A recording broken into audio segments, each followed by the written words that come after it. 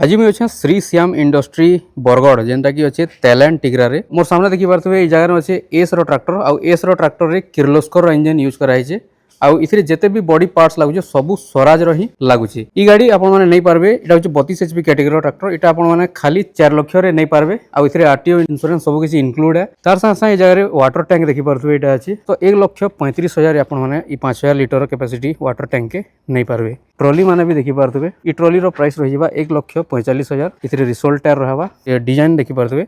Quality केंदा अछि जे इधरे पूरा चैनल माने ही यूज कराई छे इथिरे हमर एंगल सिस्टम नै न पूरा हेवी ड्यूटी बिल्ड क्वालिटी रहि जे। तार संग संग ए जगह देखि पारथबे मिक्सर मशीन माने भी अछि आ इथिरे प्राइस जे देखमा तो 3 लाख एतार दाम रहउ जे आ याडे देखि पारथबे इटा माने छोट छोट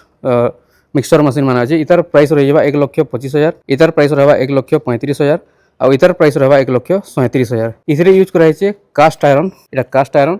इनर फुल वीडियो रो लिंक आपको डिस्क्रिप्शन रे मिल जाबा और कमेंट सेक्शन रे भी मिल जाबा सेनु जेकरी आपण माने डिटेल वीडियो इनर देखि पारबे।